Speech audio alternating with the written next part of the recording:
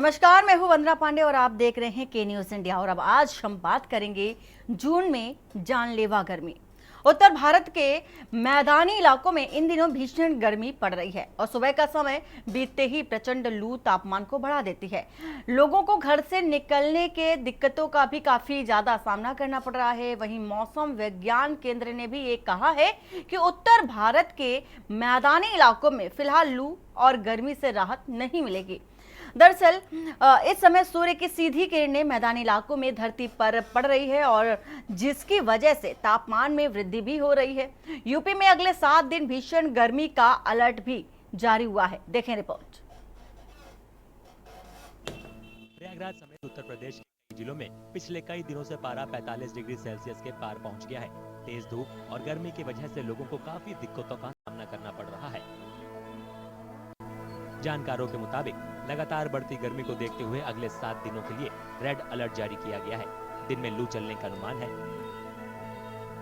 करीब 7 दिन तो यूपी में रेड अलर्ट भी घोषित है और टेम्परेचर इसी तरह से बने रहने की उम्मीद है। लू भी चलेगी दिन में और टेम्परेचर बहुत ज़्यादा रहने की उम्मीद है। जानकार इस साल पूरे उत्तर प्रदेश में रिकॉर्ड तोड़ गर्मी के लिए ग्लोबल वार्मिंग को जिम्मेदार मानते हैं। इस बार जो गर्मी का रिकॉर्ड जो टूटा है वो करीब जो टेम्परेचर एक दिन जो मैक्सिमम टेम्परेचर हुआ था वो 48.8 डिग्री सेंटीग्रेड हुआ था और ये करीब 120 साल पहले इस तरह की एक बार घटना हुई थी। तो करीब 120 साल का रिकॉर्ड जो है इस बार टूटा है गर्मी का। और जहाँ तक गर्मी की बात है, इतनी गर्मी क्यों पड़ रही है, उसका जो मेजर कारण है वो है क्लाइमेट चेंज। भारतीय मौसम विज्ञान विभाग का अनुमान है कि उत्तर प्रदेश लगभग एक हफ्ते तक तेज गर्मी से झुलसता रहेगा।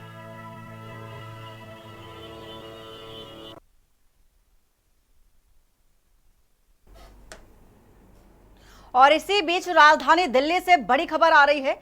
दिल्ली से आपको ये खबर बता देते हैं, अनुभवी खेल पत्रकार हरपाल सिंह बेदी का निधन हो गया है। बड़ी खबर आपको बता रहे हैं, निधन हरपाल सिंह बेदी का आज सुबह निधन हुआ है और कुछ महीनों से अस्वस्थ थे हरपाल सिंह बेदी। दिल्ली से आपको ये खबर बता रहे हैं इस वक्त की यूनाइटेड न्यूज ऑफ इंडिया में लंबे समय तक काम किया है और कुछ महीनों से अस्वस्थ थे और आज उनका निधन हो गया है। यूनाइटेड न्यूज ऑफ इंडिया में लंबे समय तक हरपाल सिंह बेदी ने काम किया और इसी के साथ ही साथ कई अंतर्राष्ट्रीय और राष्ट्रीय खेल आयोजनों को कवर भी किया है। तो एक लंबा अनुभव ही रहा है। अनुभवी खेल पत्रकार का निधन हो गया है। हरपाल सिंह बेदी का सुबह निधन हुआ है। तो कुछ महीनों से बताया जा रहा है स्वास्थ्य ठीक नहीं चल रहा था। यूनाइटेड न्यूज ऑफ इंडिया में काम कर रहे थे और इसी के साथ ही साथ कुछ महीनों से अस्वस्थ थे। बड़ा लंबा अनुभव भी बताया जा रहा है।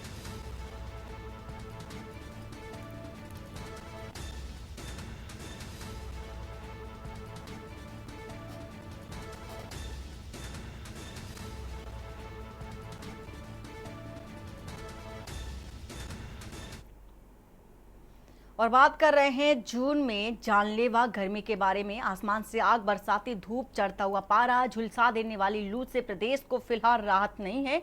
और बीते शुक्रवार की अगर बात कर लें तो प्रचंड गर्मी से लोगों को राहत मिलती नजर नहीं आई। मौसम विभाग ने कहा कि अभी ऐसी ही गर्मी झेलनी होगी। मानसून भी अभी दूर है। शुक्रवार को प्रयागराज में 46.9 डिग्री के साथ प्रदेश में सर्वाधिक गर्म शहर देखा गया। कानपुर में बहुत मामूली सा बदलाव भी देखा गया। यहां पर तापमान 46.7 डिग्री और हमीरपुर में 46.2 डिग्री सेल्सियस पारा रहा। प्रदेश के ज्यादातर शहर लू की चपेट में रहे और मौसम विभाग के मुताबिक अभी गर्मी से राहत के आसार नहीं हैं। मानसून के लिए भी अभी कुछ इंतजार करना होगा। मौसम विभाग के मुताबिक 17 जून तक प्रदेश का मौसम शुष्क रहने के आसार हैं। 25 से 35 किलोमीटर प्रति घंटे की रफ्तार से हवा चलने के आसार हैं। वहीं पूर्वी उत्तर प्रदेश में कुछ एक स्थान पर गरज चमक के साथ बौछारें भी पड़ सकती हैं। पूर्वी उत्तर प्रदेश की अगर बात कर ले तो आंधी तूफान के भी आसार जता रहा है मौसम विभाग। मौसम वैज्ञानिक ने बताया है कि अधिकतम तापमान सामान्य से 7 डिग्री अधिक रहा है, जबकि रात का जो पारा है सामान्य से 6 डिग्री तक अधिक रहा है। इसी के साथ ही साथ गर्मी से लोगों का जीना भी मुहाल हो गया है। घरों से निकलने में भी लोगों को भारी समस्या का सामना करना पड़ रहा है। हमारे साथ पवन तिवारी संवाददाता राजधानी लखनऊ से भी हैं और अतुल कुमार सिंह मौसम वैज्ञानिक हैं लखनऊ से, और डॉक्टर अजय शंकर त्रिपाठी चिकित्सा अधीक्षक हैं लोक बंधु हॉस्पिटल से। आप सभी मेहमानों का बहुत बहुत स्वागत है। सबसे पहले पवन, आपसे जानना चाहेंगे कि जिस तरह से भारी गर्मी की वजह से लोगों का जीना मुहाल है, आम जन मानस जो है परेशानी के घेरे में है, समस्याओं को देखा जा रहा है, लेकिन राजधानी लखनऊ की अगर बात कर लें तो राजधानी लखनऊ की क्या स्थिति अभी देखी जा रही है? गर्मी के लिहाज से क्या व्यवस्थाएं की जा रही हैं प्रशासनिक तौर पर? जी, आपको बता दें राजधानी लखनऊ में इन दिनों प्रचंड गर्मी पड़ रही है। पारा लगातार 4 दिनों से 45 डिग्री सेल्सियस के पार। वहीं रात का जो तापमान है वो भी 31 डिग्री सेल्सियस के आसपास दर्ज किया गया। तो बात की जाए दिन और रात दोनों में ही भीषण गर्मी है। भीषण गर्मी से बिल्कुल राहत नहीं मिल रही। बात की जाए प्रशासन की, तो प्रशासन ने इसके लिए अलर्ट जारी किया था। पीने के लिए प्याऊ लगाने के साथ ही साथ जो रैन बसेरे हैं उसमें कूलर लगाने की व्यवस्था करने की बात भी कही गई थी। लेकिन अभी तक धरातल में बात की जाए तो 1-2 स्थानों को छोड़कर राजधानी लखनऊ में न तो प्याऊ की व्यवस्था की गई है। जो राहगीर हैं वो सड़क चलते राहगीर हैं, मजदूर हैं, उनको काफी ज्यादा दिक्कतों का सामना करना पड़ रहा है, क्योंकि जो पीने के पानी की व्यवस्था है वो सरकार द्वारा अभी उपलब्ध नहीं कराई गई है। इसके साथ ही साथ जो कूलर या जिससे जो गर्मी से होकर जा रहा है उसको रुकने के लिए कूलर की व्यवस्था, जिससे थोड़ा हल्का ठंडक मिल सके, ठंडक का एहसास हो, वो जो व्यवस्था नगर निगम प्रशासन को करनी थी उसमें वो पूरी तरह फेल नजर आ रहा है। और बात की जाए लोगों की, तो लोग इस समय सड़कों की बात की जाए तो दिन में करीब जब दोपहर 12 बजता है, 12 से लेकर 4 बजे तक सड़कों पर सन्नाटा जो है पसरा रहता है, क्योंकि इतनी भीषण धूप है। जो दिन के समय 25 से 30 किलोमीटर की जो हवाएं चल रही है, गर्म हवाएं, वो उनके थपेड़ों से लोग काफी परेशान है और इसकी वजह से घरों में रहने को मजबूर है। फिलहाल सरकार की और प्रशासन की बात की जाए तो कहीं ना कहीं इसमें उनकी लापरवाही साफ तौर पर दिखती है। सरकार ने तो आदेश जारी किए हैं, लेकिन जो भी इंतजाम करने के लिए कहा गया था वो नाकाफी साबित हो रहे हैं। तो जिसकी वजह से राजधानी वासियों को काफी ज्यादा दिक्कतों का सामना करना पड़ रहा है। बात है उत्तर प्रदेश को शुक्रवार को प्रयागराज जिला रहा है। और रात के तापमान की बात की जाए तो रात के तापमान जो प्रयागराज का रहा है वो लगभग 100 साल का उसने रिकॉर्ड तोड़ा। 34 डिग्री सेल्सियस रात का तापमान प्रयागराज में हुआ था। तो कुल मिलाकर रात व दिन दोनों में ही लोगों को कहीं राहत नहीं मिल पा रही है। दोनों तापमान काफी ज्यादा बढ़े हुए हैं। बात की जाए लखनऊ की बिजली व्यवस्था की, तो बिजली व्यवस्था भी इस भीषण गर्मी में साथ छोड़ रही है। जिस तरह से भीषण गर्मी पड़ रही है उसको देखते हुए जो कटौती है वो लगातार जारी है। कहीं ना कहीं फाल्ट की वजह से कुछ लगातार कटौती झेलने को लोग मजबूर है। इसको लेकर जो प्रदर्शन भी देखने को मिला था विद्युत को लेकर, अभी भी विद्युत जो व्यवस्था है वो कहीं ना कहीं चरमराई हुई है। बिल्कुल पवन, और देखा भी यही जा रहा है कि जिस तरह से प्रचंड गर्मी ने बेहाल करके रखा हुआ है, उसी तरह उसके इतर अगर बात कर लें तो बिजली की समस्या भी लोगों के लिए एक संकट बनकर उभरती सामने आ रही है। डॉक्टर अजय शंकर त्रिपाठी हमारे साथ हैं। अजय जी, जिस तरह से गर्मी से लोग परेशान हो रहे हैं, दिन का तापमान तो बढ़ता नजर आ रहा है, लेकिन रात के तापमान में भी काफी अधिक बढ़ोतरी देखी जा रही है। अगर गर्मी से बचने के लिए त्वरित उपाय की बात करें तो क्या कर सकते हैं? त्वरित उपाय करने के लिए या गर्मी से बचाव के लिए क्या करना चाहिए? नमस्कार। देखिए, जिस तरीके का टेम्परेचर पिछले हफ्ते में महीने में से बढ़ा है, निश्चित रूप से बहुत ही स्थिति खराब चल रही है और काफी लोग डिहाइड्रेशन से, डायरिया से, उल्टी से, इस तरीके की प्रॉब्लम लेके अस्पतालों में भारी भीड़ आ रही है। देखिए, सभी को बचाव करना पड़ेगा। जब टेम्परेचर बहुत पीक पे हो, उस समय जब काम ना हो तो अपने आप बाहर ना निकलें और 12 बजे से लेकर 4 बजे तक निश्चित रूप से बाहर ना निकलें। सुबह और शाम में निकलें। बुजुर्ग और बच्चे तो निश्चित रूप से अपना बहुत ही ध्यान रखें कि बहुत जल्दी ये जो टेम्परेचर है ये इसका प्रभाव पड़ रहा है शरीर पे। पूरे शरीर को ढक के रखें। अगर बाहर निकलना भी पड़ रहा है तो सर को और पूरे ही कैप पहने रहें या अंगोछा या तौलिया इस तरीके से ढका रहना चाहिए। कम से कम पार्ट जो है, कम से कम पार्ट एक्सपोज्ड रहे। पानी खूब पीना चाहिए इस समय, जितना भी पानी पिए। और तरबूज, खरबूज, खीरा, ककड़ी इस तरीके का जो सीजनल फ्रूट्स है इसको खूब खाएं। मट्ठा है और दही है, इसका सेवन खूब करें। घर से कभी भी खाली पेट न निकलें, पानी खूब पिए रहें और 1 बॉटल पानी भी हमेशा अपने साथ रखें। अगर पानी हम पीते रहेंगे, दिन भर में 3-4 लीटर अगर हम पानी पी ले रहे हैं तो डिहाइड्रेशन और डायरिया इस तरीके की प्रॉब्लम से दूर रहेंगे। खुले का कोई भी चीज, फल या कोई चीज भी खुले वाले, ठेले वाले, इसका सेवन बिल्कुल ना करें। घर की चीजें ताजी खाएं और इन सब चीजों का अगर व्यवहार में प्रयोग होने लगेगा तो निश्चित रूप से गर्मी कम प्रभाव पड़ेगा। बिल्कुल बिल्कुल अजय जी, बात करेंगे आगे आपसे। अतुल कुमार सिंह मौसम वैज्ञानिक हैं हमारे साथ। अतुल जी, जिस तरह से दिन और रात का तापमान लगातार बढ़ रहा है और कब मानसून आएगा अभी कहा नहीं जा सकता, लेट लतीफ़ी देखी जा रही है। लेकिन अगर मौसम विज्ञान के मुताबिक नज़रिए से देखा जाए तो इस तरह की प्रचंड गर्मी जिस तरह से पड़ रही है, इसके लिए, इसको देखते हुए भविष्य के क्या संकेत माने जा सकते हैं? देखिए, अभी जो वर्तमान स्थिति है ये पिछले 3-4 दिनों से जारी है और अगले 2-3 दिनों तक इसमें कोई विशेष परिवर्तन होने की संभावना नहीं है। जहाँ तक पूर्वानुमान की बात है तो भारत मौसम विज्ञान विभाग 3-4 स्टेज में पूर्वानुमान जारी करता है। लॉन्ग रेंज फोरकास्ट जो हम महीने भर पहले देखते हैं उसमें भी हमने बताया था कि जो जून है या फिर पूरे सीजन के लिए देखते तब भी हमने बताया था कि ये इस बार की गर्मियां जो है वो अपेक्षाकृत ज्यादा गर्म होंगी, क्योंकि ये एल नीनो ईयर है और एल नीनो ईयर में एक एनॉमलस एंटीसाइक्लोन होता है इंडिया के ऊपर, वहां से गर्म हवाओं का अधोगमन होता है, मौसम मुख्यतः साफ रहता है। उसके बाद जो मंथली फोरकास्ट दिया था उसमें भी ये बताया गया था कि उत्तर प्रदेश में विशेष रूप से बुंदेलखंड, पश्चिमी उत्तर प्रदेश और उससे लगे हुए दक्षिण एवं मध्यवर्ती उत्तर प्रदेश में जो तापमान है अधिकतम और न्यूनतम दोनों सामान्य से काफी ऊपर रहेंगे। हीट वेव यानी कि लू की परिस्थिति जो है वो सामान्य की तुलना में 3 से 4 दिन अधिक होगी। और जो हमारा मीडियम रेंज फोरकास्ट होता है अगले 4-5 दिनों का, इसमें भी हमने इसको वेल इन एडवांस प्रिडिक्ट किया था। मई में एक स्ट्रेच डिस्पेल हुआ था 12 से 15 दिनों का, वो भी बताया गया था। और बीच में 1 हफ्ते की राहत के बाद ये दूसरा स्पेल हुआ है जो कि 5-6 जून के बाद शुरू हुआ, इसके बारे में भी बताया गया था। अब अगर वर्तमान स्थिति की बात करें तो वर्तमान स्थिति में अगले 2-3 दिनों तक प्रदेश में कोई भी एक्टिव वेदर सिस्टम नहीं है। स्पेशली अगर हम सेंट्रल यूपी, सदर्न यूपी और वेस्टर्न यूपी की बात करें, एक्सट्रीम नॉर्थ ईस्टर्न तराई को छोड़ के, तो ये मतलब जो heat wave to severe heat wave परिस्थितियां जारी हैं वो अगले 3 दिनों तक बिना किसी विशेष परिवर्तन के ऐसे ही जारी रहेंगी। और ये जो इसका क्षेत्रीय वितरण है वो प्रदेश में ज्यादातर स्थानों पे है। 75% से ज्यादा जिलों में जो है वो हीट वेव से सीवियर हीट वेव परिस्थितियां देखी जा रही हैं। तो तापमान जो है वो सामान्य से 6 से 7 डिग्री ऊपर हो गए हैं।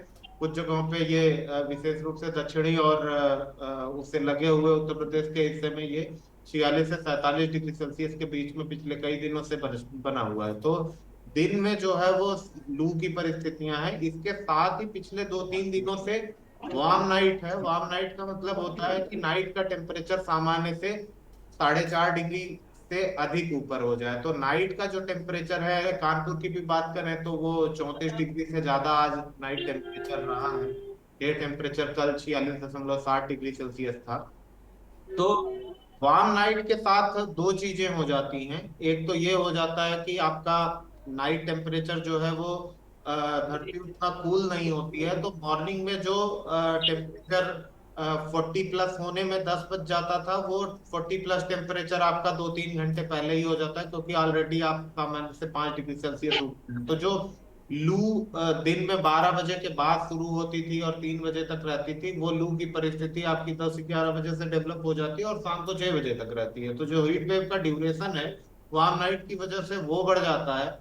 एक मेजर फैक्टर ये है। दूसरा मेजर फैक्टर ये है कि इस समय जो है वो, जैसा मैंने बताया, कोई भी एक्टिव वेदर कंडीशन नहीं है और एक एनोमलस एंटीसाइक्लोन है प्रदेश के ऊपर, तो उसकी वजह से भी बिल्कुल अतुल जी, हम आपसे फिर से बात करेंगे और हमारे साथ आरती लाल चंदानी भी हैं जो कि चिकित्सा विशेषज्ञ हैं। इससे पहले चलते हैं गोरखपुर, जहां पर सीएम योगी आदित्यनाथ चिड़ियाघर पहुंचे हैं और देख सकते हैं फलों का वितरण करते नजर आ रहे हैं बच्चों को।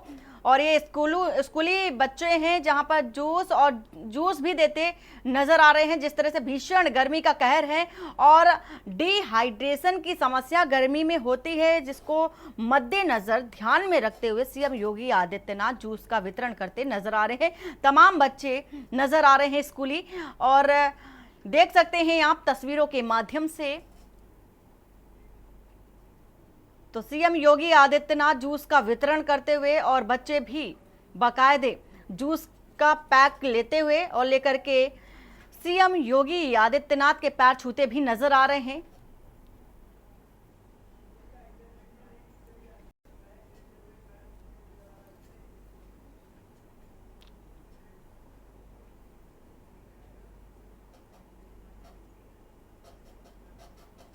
तो गोरखपुर से ये सीधी तस्वीरें दिखा रहे हैं आपको।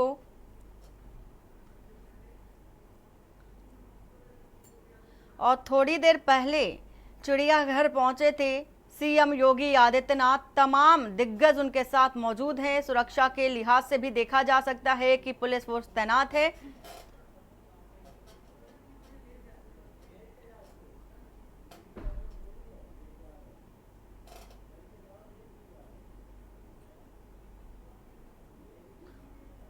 और सभी लोगों के साथ तस्वीर भी लेते हुए सीएम योगी आदित्यनाथ को देखा जा सकता है।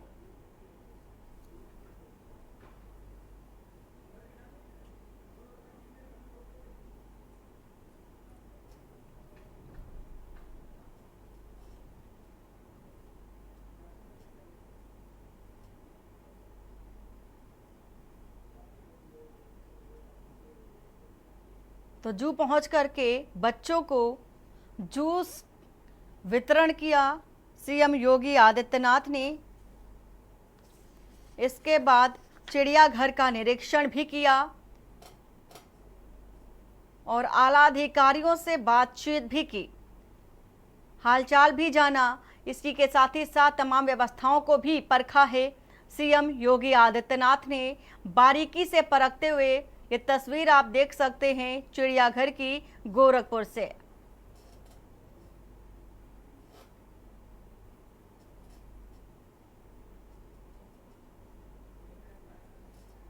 और जून में जानलेवा गर्मी, प्रचंड गर्मी से लोगों का हाल बेहाल है, लोग परेशान हैं।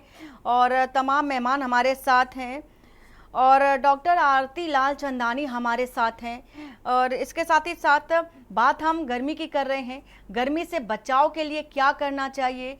आरती जी, जिस तरह से गर्मी बढ़ रही है, तमाम तरह की जो उपयोग है, जो भी चीज़ें हैं लोग इस्तेमाल कर रहे हैं, घर में भी कर रहे हैं, बाहर भी कर रहे हैं। लेकिन जो बाहरी चीज़ें होती हैं, जैसे ठेले की बात हो रही थी, तो जो पेय पदार्थ होते हैं, जूस होते हैं, फल होते हैं, उनका इस्तेमाल करते हैं।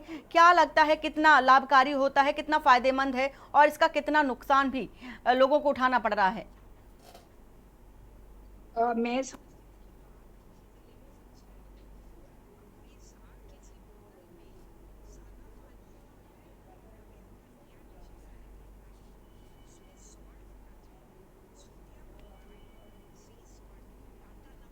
आरती जी अनम्यूट कर लीजिए।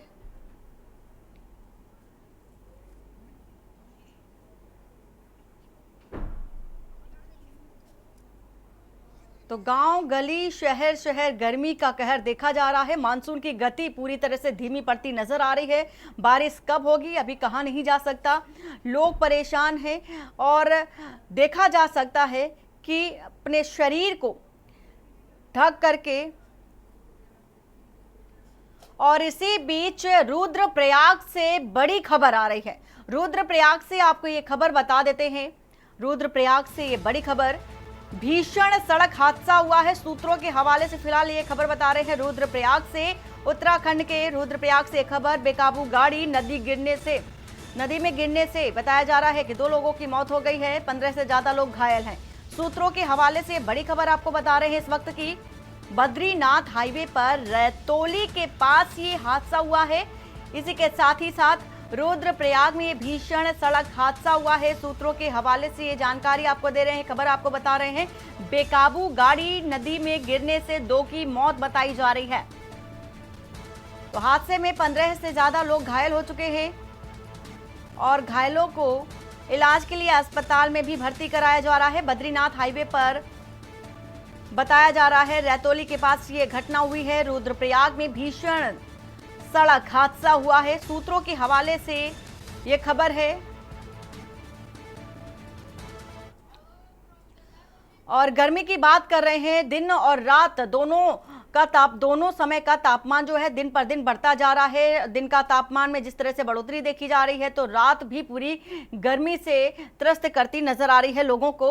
आरती लाल चंदानी है हमारे साथ। आरती जी, जिस तरह से हम बात कर रहे हैं गर्मी को लेकर के कि किस तरह से बचाव करने चाहिए, ठेले पर जो पेय पदार्थ मिलते हैं, जूस मिलते हैं, फल मिलते हैं, उसका हम सेवन करते हैं, लेकिन ये जो सेवन हम कर रहे हैं इसका कितना लाभ हमको मिल रहा है, और अगर हम सेवन कर रहे हैं तो इसको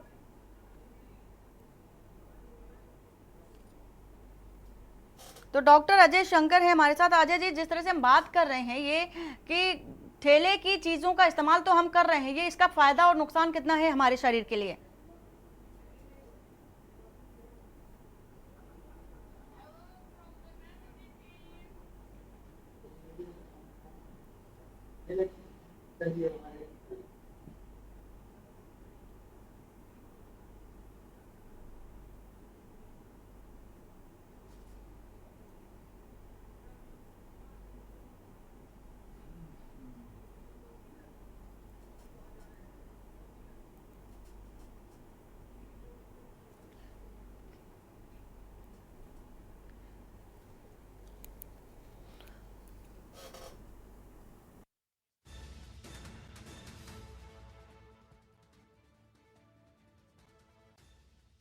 है पूरा प्रदेश और इसी के साथ ही साथ कहां पर कितना पारा रहा है, कौन सा शहर सबसे गर्म रहा है, इस बात की जानकारी आपको ग्राफिक के माध्यम से बता रहे हैं। सुल्तानपुर में 45.4 डिग्री का पारा रहा है और इसी के साथ साथ फुर्सतगंज में 45.4 डिग्री का पारा रहा। सबसे गर्म जो शहर रहा है इस बात की जानकारी आपको दे रहे हैं। वहीं झांसी की अगर बात कर ली जाए तो 45.6 डिग्री का पारा अंकित किया गया।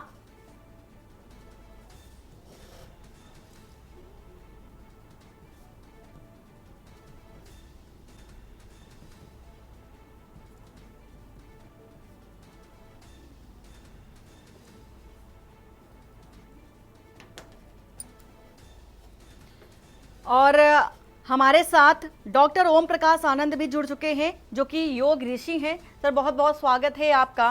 ओम प्रकाश जी, जिस तरह से प्रचंड गर्मी देखी जा रही है, इसके लिए अगर योग की बात कर लें तो योग के माध्यम से हम कितना राहत पा सकते हैं इस प्रचंड गर्मी से?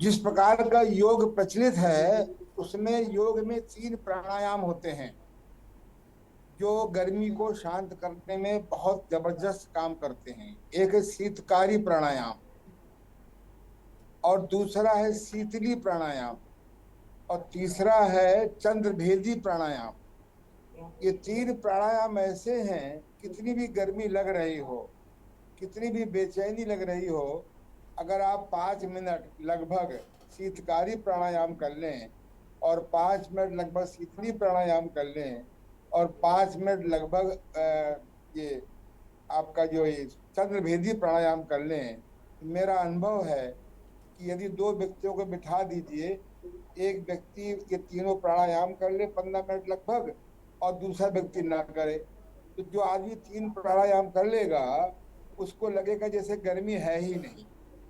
जो हमारे ऋषि मुनि थे जो रेगिस्तान में रहते थे या गर्मी में रहते थे, वो इस 3 प्राणायाम को दिन में 3-4 बार कर लेते थे। 15 मिनट का किया हुआ प्राणायाम लगभग 3 घंटे काम करता है। तो योग में तो क्रिया है। दूसरी, अगर आप फ्रिज का पानी ना पी करके घड़े का पानी पिए, घड़े के पानी पीने से तृप्ति भी होती है और जबकि फ्रिज के पानी पीने से नहीं होती। इसके अलावा आजकल परमात्मा ने ककड़ी, खीरा, तरबूज, खरबूजा, बेल इनको परमात्मा ने बनाया इसलिए है कि इनके सेवन करने से गर्मी कम लगती है। तो इसी प्रकार से एक और क्रिया है, जैसे भगवान शंकर के जो शिवलिंग होता है उसमें लोग जाके पानी डालते हैं, बम बम भोले। और बहुत से लोग मंदिरों में एक घड़ा रख करके उसमें छेद कर देते हैं और टप टप टप शिवलिंग पर पानी गिरता है। ये एक बड़ी वैज्ञानिक क्रिया है।